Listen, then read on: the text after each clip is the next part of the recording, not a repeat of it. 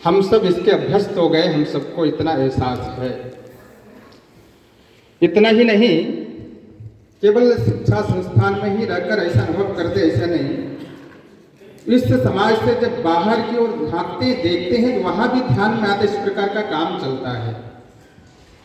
अभी अभी कुछ दिन पहले मैं बोध गया में एक स्थान है विपासना केंद्र, संपूर्ण भारतवर्ष में केंद्र है। उस केंद्र के बारे में जब जानकारी अब सब नेट के माध्यम से प्राप्त करेंगे तो विभिन्न प्रकार की जानकारियां प्राप्त होगी। उस विपासना केंद्र में 15 दिनों का ऐसे शिविर रहता है। शिविर में जाने के लिए 2-3 शर्त रहता है, उसको पालन करना पड़ता है।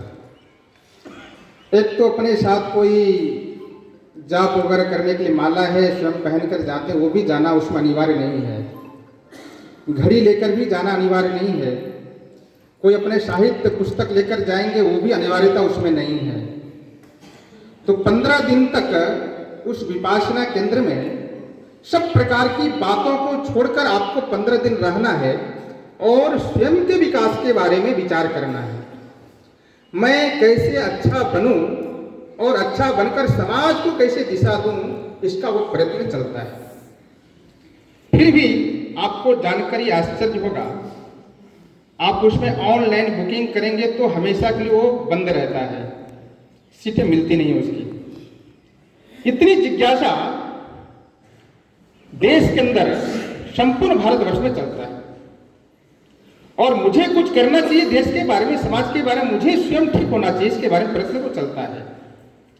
एकमात्र वही नहीं, अभी अभी कुछ दिन पहले ही आर्ट ऑफ लिविंग उनके माध्यम से युवा नेतृत्व विकास शिविर ऐसा कार्यक्रम चल रहा था। उनके साथ भी इसी प्रकार की बातों का पालन था।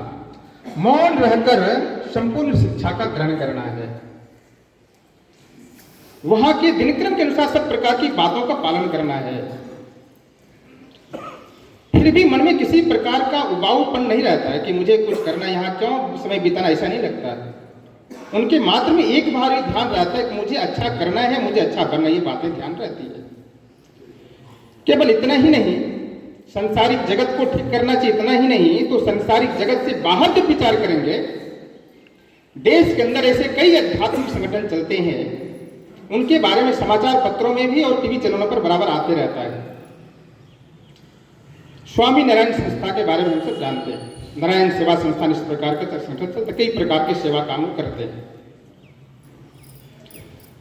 वहां भी अपनी पढ़ाई लिखाई पूर्ण करने के पश्चात संसारिक जीवन में शादी विवाह करना और बाल बच्चे होना चाहिए और संसारिक बातों में उलझना चाहिए, ऐसा नहीं।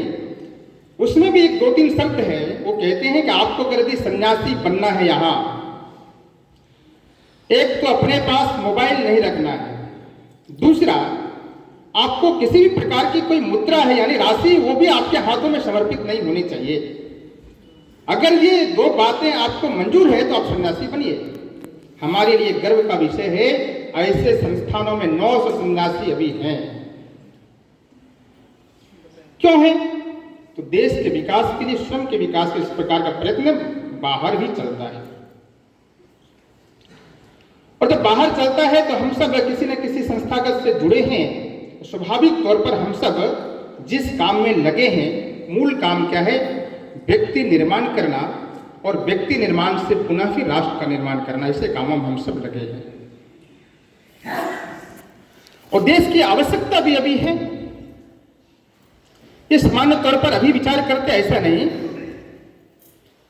पूज्य स्वामी विवेकानंद भी इस प्रकार की बातों का विचार करते थे। वो भी देश को अगर अच्छा बनाना है, संस्कार को सुव्यवस्थित बनाना है, देश को अच्छा करना है, तो मुझे क्या चाहिए? I1 man capital M।